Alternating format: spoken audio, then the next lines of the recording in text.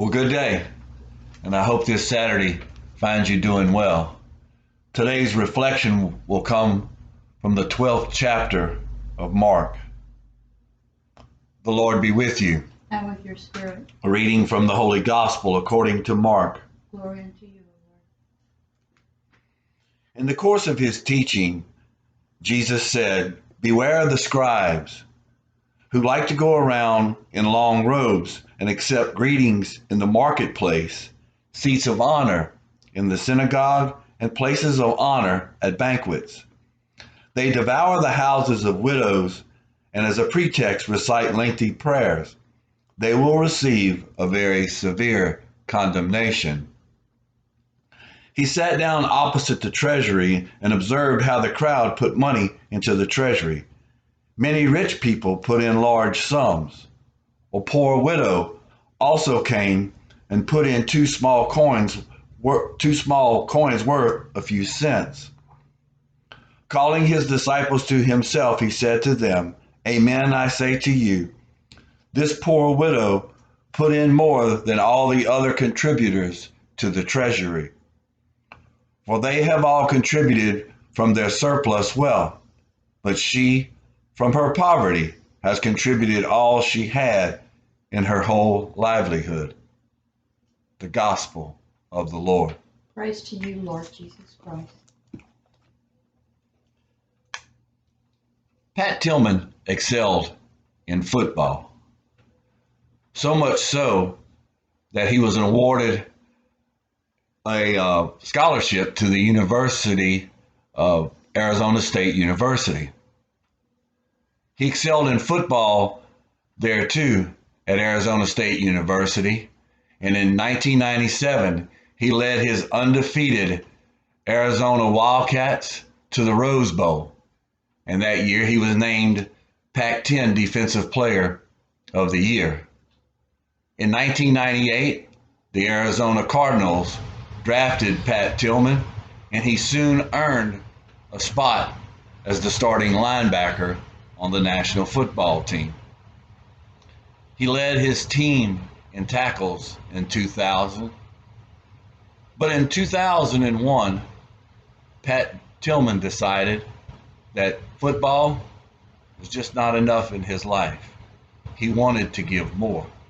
So at the end of the 2001 football season, Pat Tillman decided to do something else. He decided he was going to join the Army.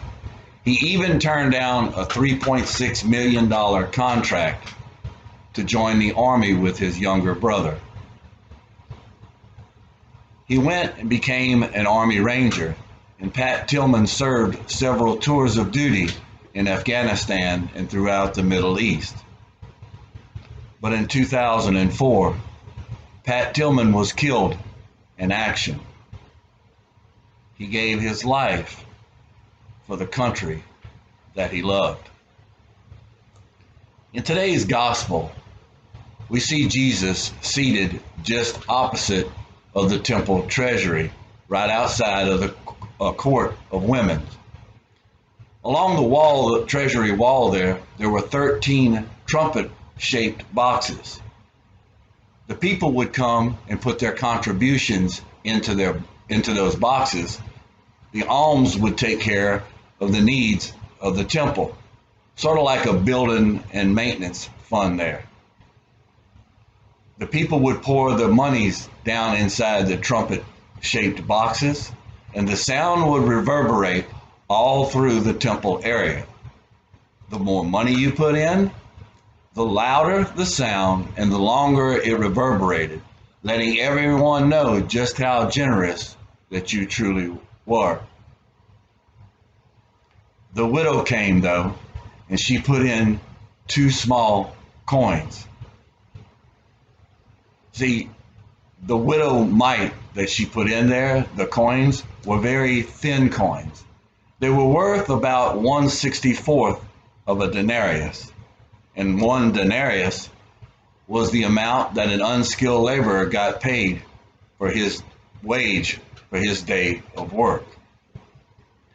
Jesus wasn't evaluating the amount given.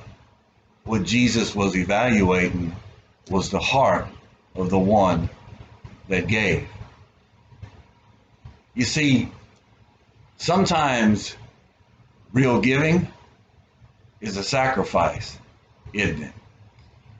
Real giving is not about the monetary value that you give. Sometimes it's about the cost. It's the sacrificial cost of what you have given. Real giving comes from the heart. That's where it comes from. And it's not so much about who knows what you gave. It's about where it came from. Coming from everything that you have, that you give back to God.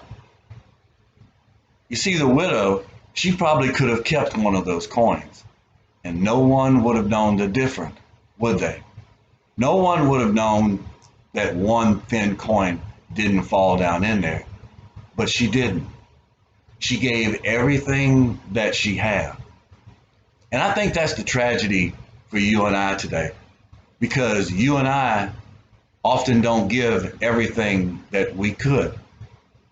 We don't give of our time, of our talents.